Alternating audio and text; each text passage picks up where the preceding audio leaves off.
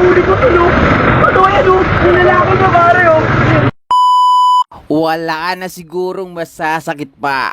Nagsumpaan kayong magsasama sa hirap at ginhawa, pero 5 buwan pa lang kayong nagsasama, ilang ulit ka nang niloloko ng babaeng pinangarap mong makasama.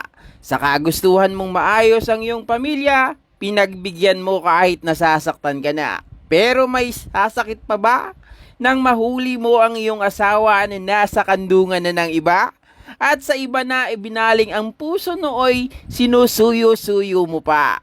Ito ang kwento ni Mister na gustong ayusin ang kanilang pamilya. Sa pag-aakalang ang lahat ay nasa maayos na, mauhuli mo ang misis mo nakaangkas na pala sa ibang patola. Ang masakit nito, sa tropa mo pa, ikaw ay pinagpalit na pala. Ayon sa nagwawalang si Mister, iniwan niya lang si makating misis sa pag-aakalang ang lahat ay nasa ayos na. Subalit pag-uwi niya ay wala ito sa bahay nila. Pagkagising niya ay wala pa rin ito sa tabi niya. Kaya sa kalsada ay inabot niya magkaangkas ang dalawa. Tawag na kagabi, magkasama kayo. Hindi kami magkasama, sir. Kasama kami sa bahay. Sinabi niya sa akin na wala na sila niyan. Inaayos namin yung pamilya namin, okay na. Umalis ako, pumunta ako sa tropa ko. Pagdating ko sa bahay, wala siya. Paggising ko, wala rin siya. Kaya inabutan ko dito, sakto-sakto. Magkasama sila. Kaya sa isip niya, hiklasin ito ng bonggang-bongga nang sa ganon sa motor ay malaglag na. Subalit nakapagtataka, imbes na si Mister ang alalayan nitong si Mrs., itong si Kabit pa ang inaasikaso niya. Awa na huli na sa awa. Ha? Kabit yata.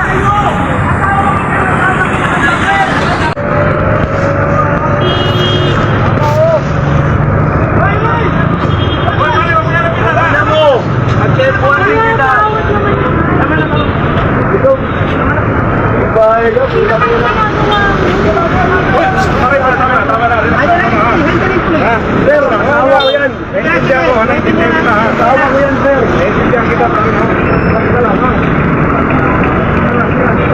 Patakin mo lang isa lang, sir. Sir. Bakit may kontak kayo rito nakakasakop? Saan, pare? Pero sa kasi. Tama na, pare, ha? Wala akong pakialam! Wala akong pakialam! Pinagtatanggol mo pa yan? Bakit asawa ko to? Tignan mo, nahuli ko tulog. Ano yan, oh? Yung lalaki na pare, oh. Huli ko, ewan ko dyan. Putang yan. Huli ko, Lol, putang inang yan. Papatayin ko yan dito, tol. Tawag na mo. Tera mo. Eder. Tama na, Pete. Tangina mo. Salamat ka sa mukha ko, pare. Ano ba? Takula ang mukha mo lalo. Salamat ka. Mga tol, pareha kasuman ko yung dalawang yan, tol. Tama na yun, magkasama tayo kagabi. Maayos tayo kagabi. Siguro-coordinate lang po natin. Picture mo yan, tol. Picture mo, tol. Para maano yan, tol. Para mabigyan ng gala. Tropa ko yan, tol. Pinaloko niyan.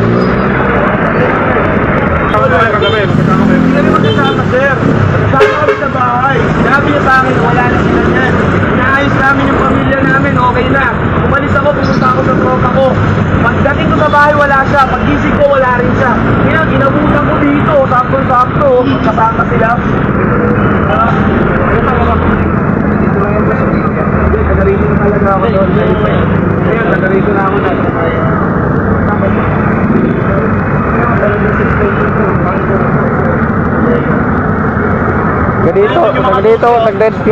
Taga dyan lang yan siya.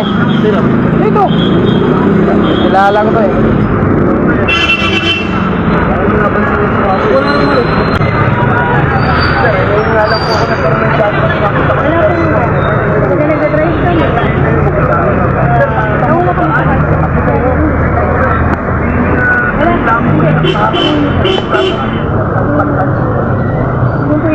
Masarap mo. Kapag ito, pupunta sa bilis para sa gagawin ito. Kahit ikaw, bapak.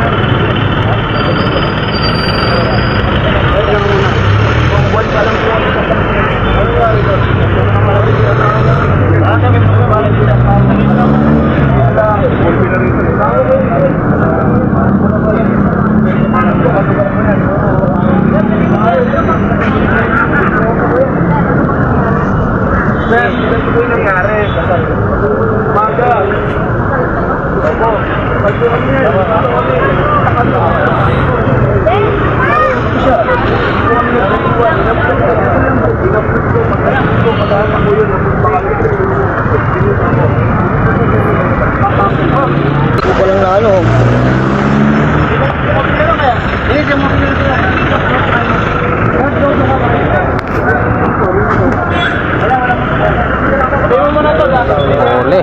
Ha? Huli si kumpare. Oo.